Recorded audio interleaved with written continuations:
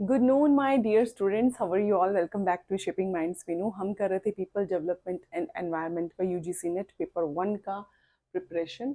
And आज जो हमारा टॉपिक है that is ecological pyramids. Very important topic, इससे एग्जाम में क्वेश्चंस पूछे जाते हैं। तो देखिए, what is ecological pyramids? Ecological pyramids होते हैं ट्रॉफिक लेवल एक्सप्रेस किया जाता है जिनके थ्रू एक ड्रामेटिक वे में, डायग्रामेटिक वे में, ड्रामेटिक वे नहीं, डायग्रामेटिक वे में, ये मीन्स डायग्राम के थ्रू एक्सप्लेन किया जाता है। आप लोगों को अच्छे से पता है कि इकोलॉजिकल पिरामिड लाइक दिस ऐसे होता है, ठीक है। ऐसे भी हो सकता है, थोड़ा सा इस तरह से एंड इस तरह से। इकोलॉजिकल पिरामिड कभी भी आपको स्क्वायर नहीं मिलेगा, कभी आपको हेक्सागन नहीं मिलेगा, ठीक है। कभी भी इस तरह से नहीं मिलेगा, कभी भी सर्कल नहीं मिलेगा, क्योंकि इकोलॉजिकल पिरामिड्स में बहुत सारी चीज़ें देखी जाती हैं, उसमें लेवल्स बताए जाते हैं, different different levels like numbers, biomass and one more is there that is energy. तो आप इन ये जो टाइप्स हैं इसके थ्रू आप कभी भी एनर्जी, बायोमास या नंबर्स को एक्सप्लेन नहीं कर पाएंगे, ये चीज़ याद रखिए। इसीलिए इकोलॉजिकल पिरामिड हमेशा या तो आपको मिलेगा अपराइट ट्राइंगल की शेप में, या फिर आपको मिलेगा इन्वर्टेड इन्वर्टेड ट्रायंगल की शेप में, यानी जिसमें एनर्जी या तो बढ़ती जा रही होगी या घटती जा रही होगी, जिसमें बायोमास पे बहुत चीज़ें डिपेंड करेंगी। यहाँ पर जो है नंबर ऑफ बायोमास ज़्यादा होगा, इसमें इन्वर्टेड में नंबर ऑफ बायोमास ऊपर ज़्यादा होता है। नंबर ऑफ प्रोड्यूसर्स हमेशा जो इकोलॉजिकल पिरामिड्स हैं, आप देखेंगे कि ग्रासलैंड टाइप्स होते हैं, एक्वेटिक टाइप्स होते हैं, वो डिपेंड करता है कि कैसा इकोलॉजिकल पिरामिड की बात हो रही है या किस टाइप का आपसे क्वेश्चन पूछा गया एग्जाम में। ट्रॉफिक लेवल क्या होता है? ट्रॉफिक लेवल होता है, हमेशा याद रखिए कि मान लीजिए ये अपराइट पिरामिड मैंने ड्रॉ किया, इसमें हमेशा जो नीचे हैं ये होते हैं प्रोड्यूसर्स, ठीक है, जो प्रोड्यूस करते हैं। फिर उसके बाद ऊपर आते हैं आपके कंज्यूमर्स, जो इनके ऊपर डिपेंडेंट है, ठीक है। ये किस पर डिपेंडेंट है? ये डायरेक्ट सन के थ्रू अपना जो खाना है फोटोसिंथेसिस प्रोसेस के थ्रू प्रिपेयर करते हैं, ठीक है। ये प्रोड्यूसर्स होते हैं, ये एनर्जी कहाँ से लेते हैं? सन से डायरेक्ट एनर्जी लेते हैं, ठीक है, ये याद रखना है आपको।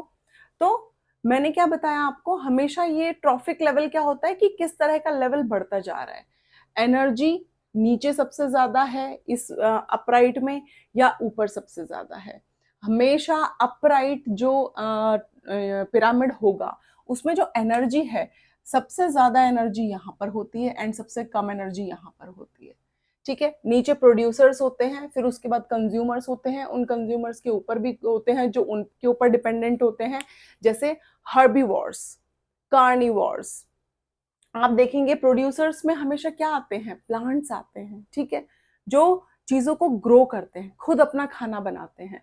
प्रोड्यूसर्स को जो जिनके थ्रू जो कंज्यूमर्स हैं, जिनके थ्रू वो एनर्जी लेते हैं, वो होते हैं हमेशा जो ग्रीन प्लांट्स को खाते हैं, उनको क्या बोलते हैं हम? हर्बीवोर्स। फिर उसके ऊपर कौन से आ जाते हैं? कार्निवोर्स। फिर उसके ऊपर भी ओमनीवोर्स भी आते हैं। इसी तरह से होती है पूरा एक चेन, ठीक है। तो ये होता है हमारा इकोलॉजिकल पिरामिड। अब हम आगे भी इस इकोलॉजिकल पिरामिड को समझेंगे, उससे पहले एक और चीज समझिए, दैट इज फूड चेन। आपने सुना होगा ना फूड चेन, लेकिन एक फूड वेब भी होता है। What is food chain? Food chain आपने मैक्सिमम देखा होगा इस तरह से कि मान लीजिए ये आपका, ये है ग्रास, ठीक है, ये क्या है? ग्रास है। ग्रास को कौन खाता है? Grass hopper.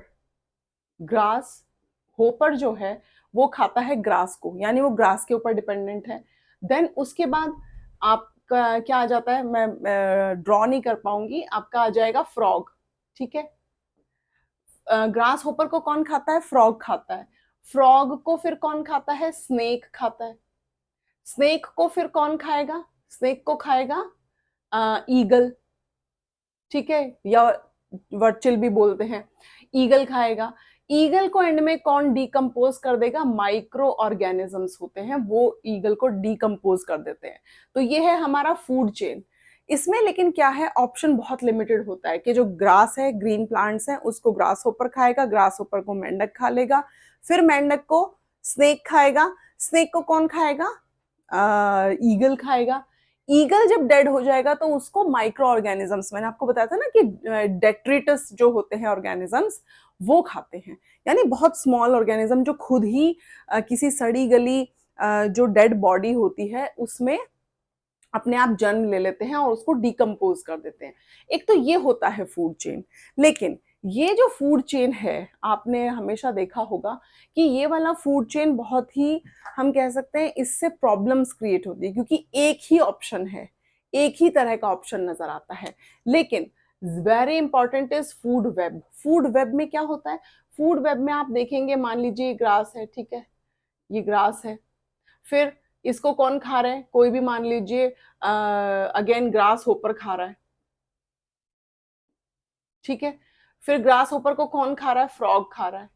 लेकिन फ्रॉग ना सिर्फ ग्रास होपर को नहीं खा रहा, फ्रॉग और चीजें भी खा सकता है। फ्रॉग जो है वो छोटे छोटे, हम कह सकते हैं, अर्थ वॉर्म को खा सकता है। तो फ्रॉग के पास ज्यादा ऑप्शन हो गए ना, आपने देखा कि फ्रॉग के पास ज्यादा ऑप्शन हो गए। अब ये जो ग्रास है, क्या ग्रास को सिर्फ ग्रास ऊपर खाता है? नहीं, जो काव है वो भी खाती है ग्रास को, बफेलो भी खाती है ग्रास को। तो ये क्या हो गया? More than one option. जब आपके पास फूड में बहुत सारे ऑप्शन हो जाएं, अब अपना खुद से एक एग्जांपल के लिए मैं आपको समझाती हूँ। समटाइम्स क्या होता है, अगर आप मान लीजिए कोई भी ड्रिंक लेना चाहते हैं, जैसे मान लीजिए आपको चाय पीनी है, लेकिन आपके घर में चाय पत्ती खत्म हो गई है, तो आपके पास ऑल्टरनेटिव ऑप्शन क्या है? कॉफी का। आप कॉफी पी लेंगे उसके जगह पे। तो ये क्या हो गया? आपके पास एक से ज्यादा ऑप्शन हो गए कंज्यूम करने के लिए, सेम ही चीज के लिए। एक तरह से आपको चाय पीने का दिल था, लेकिन आपने कॉफी पी तो भी आपका काम चल गया। इसी तरह से आपके पास सब्जी के बहुत ज्यादा ऑप्शंस होते हैं, आपके पास कोल्ड ड्रिंक के बहुत सारे ऑप्शंस हैं, आप मिल्क ले सकते हो, आप कोल्ड कॉफी ले सकते हो, आप कोई कोल्ड ड्रिंक ले सकते हो। तो ये क्या हुआ कि एक ही ऑर्गेनिज्म के पास या एक ही लिविंग ऑर्गेनिज्म के पास बहुत सारे ऑप्शंस हो जाएं फूड के, फॉर द सर्वाइवल। अब देखिए, एक ही टाइप का फूड होगा, मान लीजिए ये जो फूड चेन हम हमेशा से देखते आ रहे हैं कि ग्रास को ग्रास होपर खाएगा, ग्रास होपर को फ्रॉग खा लेगा। अगर यही एक ऑप्शन हो फ्रॉग के पास सिर्फ ग्रास होपर को खाने का, तो कभी ना कभी जो ग्रास हॉपर है, जब कभी भी, जैसे होता है ना, बहुत ही, हाँ, मैं टर्म भूल गई, जो एंडेंजर्ड स्पीशीज होते हैं। एंडेंजर्ड स्पीशीज वो होते हैं जो खतरे में है, जिनकी प्रजातियां विलुप्त होती जा रही हैं। तो आप खुद सोचिए, जब ग्रास होपर खत्म हो जाएगा, ये प्रजाति जब विलुप्त हो जाएगी, तो फ्रॉग का क्या होगा? तब फ्रॉग क्या खाएगा? फ्रॉग के पास कुछ नहीं बचेगा, तो फ्रॉग भी खत्म। फ्रॉग को स्नेक खाता है, स्नेक को भी ऑप्शन नहीं है, तो स्नेक भी खत्म। तो ये क्या है? ये प्रॉब्लमेटिक सिचुएशन है एक तरह से। फूड वेब जो है उसमें प्रॉब्लम्स नहीं होती है। फूड वेब में बहुत सारे ऑप्शन है। स्नेक के पास ऑप्शन है कि वो फ्रॉग को भी खा ले, स्नेक के पास ऑप्शन है कि वो रैट को भी खा ले, स्नेक के पास ऑप्शन है कि वो एनी अदर किसी एनिमल को भी खा ले। तो ये क्या है? ये बेटर सर्वाइवल के लिए फूड वेब जो है, मतलब आपके पास एक से ज्यादा ऑप्शन है तो आप ज्यादा सर्वाइव कर पाएंगे। जो स्पेशीज है वो एंडेंजर्ड में नहीं जाएंगी, वो कहीं ना कहीं सेव हो जाएंगी किसी और वे ऑफ फूड चेन के थ्रू। ठीक है, तो ये होता है फूड वेब, याद रखना है हमेशा। Next, types of food chain. अब देखिए, फूड चेन के भी टू टाइप्स हैं। ग्रेजिंग फूड चेन होता है एंड डेट्रिटस फूड चेन होता है। ग्रेजिंग फूड चेन हमेशा ग्रीन प्लांट से शुरू होता है, जैसे मैंने आपको यहाँ पे बताया। हमेशा ग्रीन प्लांट्स के, यानी प्रोड्यूसर्स के ऊपर जो डिपेंडेंट रहेंगे, यानी ये सिर्फ किससे रिलेट करेगा? ग्रीन प्लांट्स से स्टार्ट होगा। ठीक है, दूसरी तरफ डेट्रिटस फूड चेन क्या होता है? जो डेड एनिमल्स हो गए, डेड बर्ड्स हो गए, उनको खा के जो अपना सर्वाइवल करते हैं। ठीक है, डेड एनिमल्स बोल सकते हैं हम, डेड बर्ड्स बोल सकते हैं, इनको, इनके ऊपर जिनका सर्वाइवल बचा हुआ है, उसको बोला जाता है डेट्रिटस फूड चेन। यानी ये डेट्रिटस फूड चेन किस पर डिपेंडेंट है? डेड लिविंग डेड ऑर्गेनिजम्स पे, या डेड हम कह सकते हैं एनिमल्स पे या बर्ड्स पे। ठीक है, grazing food chain, graze, graze क्या होता है? चरना, चरना, हिंदी में बोलते हैं ना ग्रेजिंग। तो किसको चरा जाता है?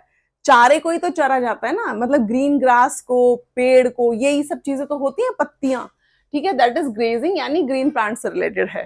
तो ये 2 टाइप्स की फूड चेन को याद रखना है। Next is types of pyramids. अब देखिए पिरामिड्स भी 3 टाइप्स के होते हैं। नंबर पिरामिड होता है, बायोमास पिरामिड होता है, एंड एनर्जी पिरामिड होता है। नंबर पिरामिड होता है जिसमें आप नंबर्स बताएंगे कि कितनी डेंसिटी, कहाँ पे नंबर्स ज्यादा हैं। देन आप क्या बताएंगे? बायोमास, यानी कहां पर वेट ज्यादा है, on the basis of weight. Then energy, कि एनर्जी कहां पर ज्यादा है, अपवर्ड अपराइट वाले में ज्यादा है या इन्वर्टेड वाले में ज्यादा है। ठीक है, अब समझते हैं इसको। शेप्स ऑफ पिरामिड्स देखिए। पिरामिड्स को समझने से पहले ये भी पता होना चाहिए कि शेप्स कितने टाइप की हैं। शेप्स हैं ओनली 2 टाइप्स, या तो अपराइट पिरामिड होगा या इन्वर्टेड पिरामिड होगा। ठीक है, मैं यहां पे मेंशन कर देती हूं इसको। देखिए ये जो है दैट इज अपराइट पिरामिड। ठीक है, एंड ये हो गया हमारा इन्वर्टेड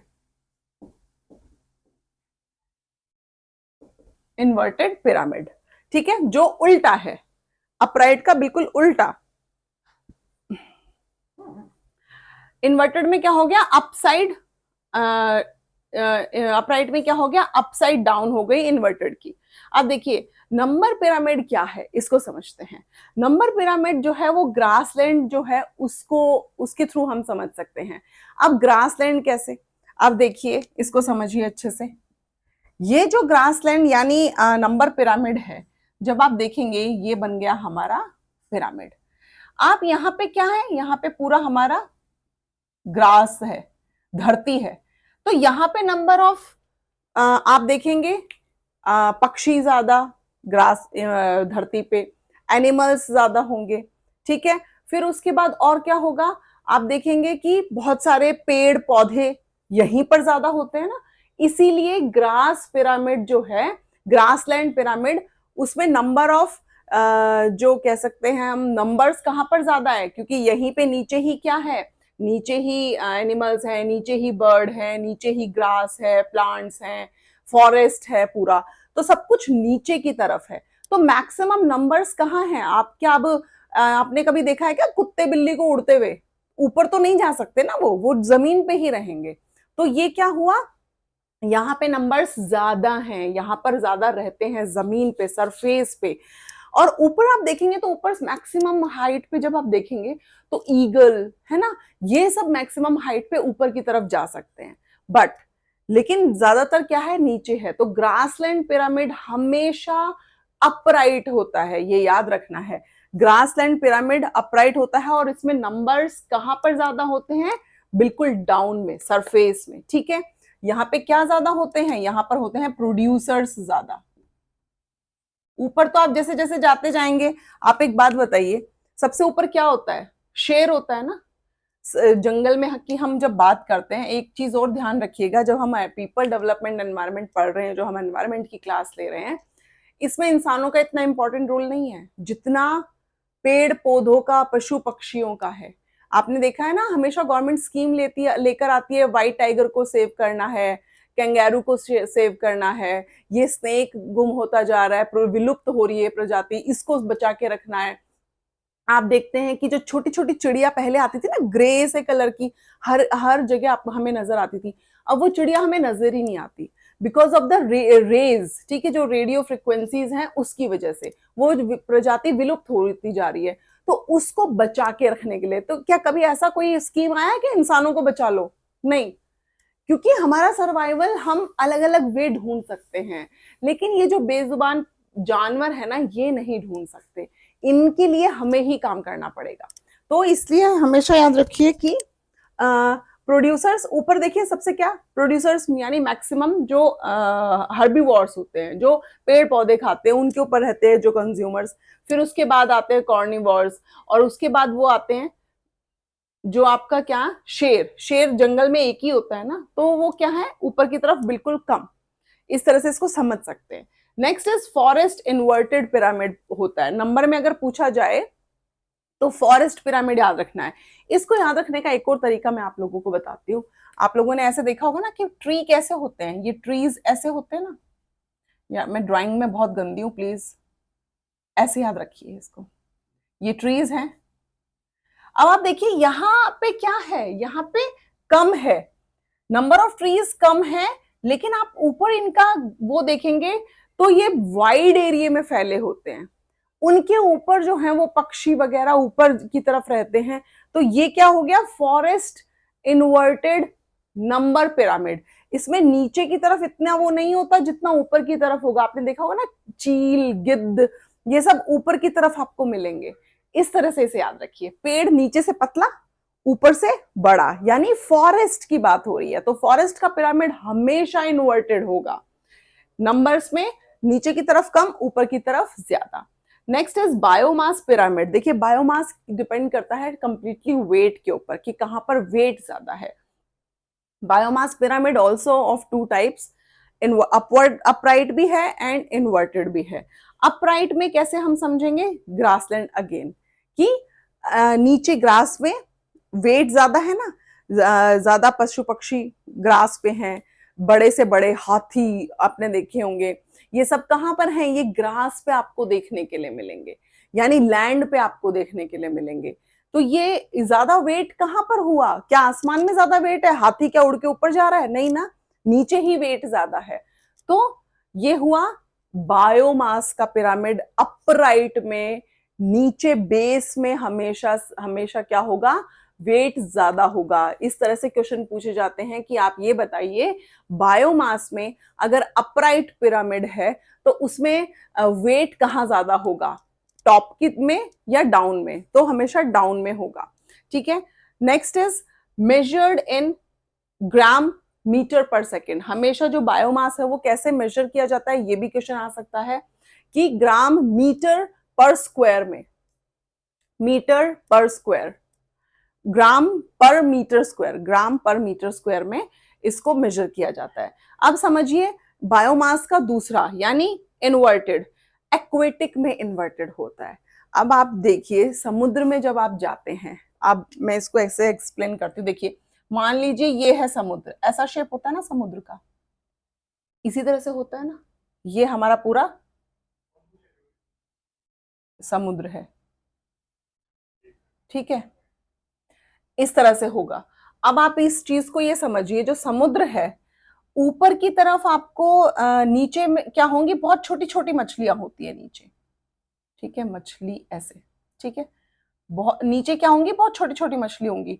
लेकिन ऊपर क्या देखेंगे आप, ऊपर देखेंगे आप बड़ी बड़ी व्हेल्स, ठीक है, बड़ी बड़ी मछलियां ऊपर तैरती हुई आपको नजर आएंगी। तो कहां पर वेट ज्यादा हुआ, बायोमास की हम बात कर रहे हैं, एक्वेटिक में, समुद्र में मैक्सिमम जो बड़ी बड़े फिशेस होती हैं वो ऊपर की तरफ होती हैं, नीचे नहीं होती हैं। हमेशा ऊपर की तरफ बायोमास यानी वेट ज्यादा होता है। नीचे मान लीजिए छोटी छोटी मछलियां चाहे ढेरों हो, फिर भी अगर एक व्हेल ऊपर है तो उसके कंपैरिजन में भी जो वेट है वो ऊपर ज्यादा होगा, ना कि नीचे। तो हमेशा अगर एग्जाम में क्वेश्चन आए कि बायोमास का जो एग्जाम्पल दीजिए कि अगर वेट जो है वो ऊपर ज्यादा है, तो कौन सा एग्जाम्पल आएगा, तो आएगा एक्वेटिक, यानी समुद्र की बात कर रहे हैं हम। Next is pyramid of energy. अब देखिए देखते हैं, पिरामिड एनर्जी हमेशा याद रखना है एक ही टाइप का होता है, that is upright, always upright, always upright. इसका एक बेस्ट एग्जांपल मैं आपको देती हूँ, फिर आप कभी कंफ्यूज नहीं होगे। आप एक बात बताइए, अपराइट, मैंने बोला ना कि पिरामिड एनर्जी का कैसा होता है, अपराइट होता है। दैट मीन्स नीचे जो एनर्जी है वो सबसे ज्यादा होगी ना, ठीक है। इसको एक सिंपल से एग्जांपल, खुद का एग्जांपल लेके देखिए। आपके घर में जो छोटे छोटे बच्चे हैं, आप में अभी एट प्रेजेंट आपके पेरेंट्स में ज्यादा एनर्जी है या वो घर में जो छोटे छोटे बच्चे हैं उनमें ज्यादा एनर्जी होगी?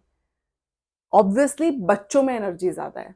तो हमेशा ऐसे याद रखना है कि एनर्जी हमेशा नीचे लेवल पे ज्यादा होती है, इसीलिए अपराइट पिरामिड बनता है एनर्जी का, क्योंकि बच्चों में एनर्जी ज्यादा होती है, फिर जैसे जैसे हम ग्रो करते जाते हैं ना, हम ओल्ड एज की तरफ बढ़ते जाते हैं, हमारा एनर्जी लेवल भी घटता जाता है। इसी तरह से अपराइट पिरामिड जो होता है एनर्जी का, नीचे सबसे ज्यादा एनर्जी होती है एंड ऊपर पहुंचते पहुंचते एनर्जी बिल्कुल कम हो जाती है। ये बेस्ट एग्जाम्पल है, खुद से ह्यूमन से लगा के देखिए। मैंने सिर्फ आपको याद करने का ये एक तरीका बताया है कि जब बच्चे होते हैं, बच्चे छोटे होते हैं, बच्चे नीचे हैं, अभी छोटे हैं, तो उनमें एनर्जी मैक्सिमम है। जैसे जैसे वो बढ़ते जाएंगे, ऊपर जाते जाएंगे, उनका एनर्जी लेवल कम होता चला जाएगा। जैसे जैसे आप बूढ़े हो जाएंगे तो एक बूढ़े इंसान में एनर्जी कम होगी as compare to the kid, ठीक है, एक बच्चे में एनर्जी ज्यादा होगी। तो ऊपर जाते जाते एनर्जी कम हो जाती है, और एनर्जी का पिरामिड सिर्फ एक ही बनता है, एनर्जी का पिरामिड दो नहीं होते, इन्वर्टेड नहीं होता है कभी भी। ऐसा नहीं है ना कि बूढ़े से आप दोबारा जवान होना शुरू हो जाएंगे और फिर से आप में बहुत सारी एनर्जी आएगी, ऐसा नहीं होगा, ठीक है। Next is energy reduces 10% rule. हमेशा एनर्जी 10% रूल से डिक्रीज होती चली जाती है। इस केस में कैसे, देखिए मैंने आपको बताया ना कि ये है एनर्जी का पिरामिड। सबसे नीचे हमने पढ़ा था क्या होते हैं, प्रोड्यूसर्स होते हैं, ठीक है। प्रोड्यूसर्स अपना जो फूड है, क्योंकि ये स्वपोषी है ना, स्व खुद ही सब कुछ करते हैं, ये अपना फूड बनाते हैं सन के हेल्प से, ठीक है। सन से डायरेक्ट एनर्जी मिलती है इनको, लेकिन क्या वो जो डायरेक्ट एनर्जी उनको मिल रही है वो पूरी की पूरी एनर्जी एब्जॉर्ब कर लेते हैं? नहीं। आपको पता है ना, रूल है कि सन से जो भी लाइट आएगी, जो भी एनर्जी आएगी, वो जमीन पर जैसे ही आती है फिर यहां से रिफ्लेक्ट होके तुरंत ऊपर चली जाती है, तुरंत वापस चली जाती है, ऐसे रिफ्लेक्ट होकर जाती है। तो क्या होता है, कुछ एनर्जी को जो प्रोड्यूसर्स हैं वो एब्जॉर्ब कर लेते हैं एंड कुछ एनर्जी वापस चली जाती है, ठीक है, यानी कुछ एनर्जी वेस्ट हो जाती है एक तरह से। तो प्रोड्यूसर्स जो हैं डायरेक्ट सन से एनर्जी लेते हैं, एब्जॉर्ब करते हैं, फिर वो अपना फूड बनाते हैं। उस फूड के ऊपर कौन डिपेंडेंट है? कंज्यूमर्स, ये याद रखना है। अब ये जो कंज्यूमर है, जब ये इस फूड को, पेड़ पौधों को कंज्यूम करेंगे, क्योंकि हमेशा प्रोड्यूसर्स जो हैं वो ग्रीन प्लांट्स की बात हो रही है, एंड कंज्यूमर क्या होते हैं, वो ग्रीन प्लांट्स को खाते हैं, वो होते हैं हर्बीवोर्स। क्या ये पूरी तरह से जो खाएंगे? अब आप खुद सोचिए, जब आप अपने घर में खाना खाते हैं, जो भी आपने खाना खाया, क्या उस खाने की पूरी एनर्जी आपको मिलती है? नहीं, कुछ वेस्ट के थ्रू भी पास आउट हो जाती है। बिल्कुल उसी तरह से समझने की जरूरत है कि जो कंज्यूमर है वो जब इसको खाते हैं पेड़ पौधों को, तो वो पूरी एनर्जी नहीं ट्रांसफॉर्म होती। हमेशा मान लीजिए अगर ये 100 है यहाँ पर एनर्जी लेवल, तो कंज्यूमर जब इसको खाएगा तो इसका 10% कंज्यूमर को मिलेगा। इसीलिए 10% जूल की बात होती है। जूल, एनर्जी को हमेशा जूल में मेजर किया जाता है, हमेशा 10% रूल पे काम करता है ये। तो आगे आगे 10% कम होता जाता है इसी तरह से। तो कंज्यूमर ने प्रोड्यूसर से जो भी खाया, उसको जो एनर्जी मिली वो 10% रिड्यूस हो गई। फिर जो हर्बीवोर्स है उसको जिसने खाया, वहां पर 10% एनर्जी फिर से रिड्यूस हो गई। तो इस तरह से जब ये जाता है यहां से यहां तक, 10% माइनस होता जाता है हर लेवल पे। हर लेवल पे 10% जो एनर्जी है वो रिड्यूस होती चली जाती है।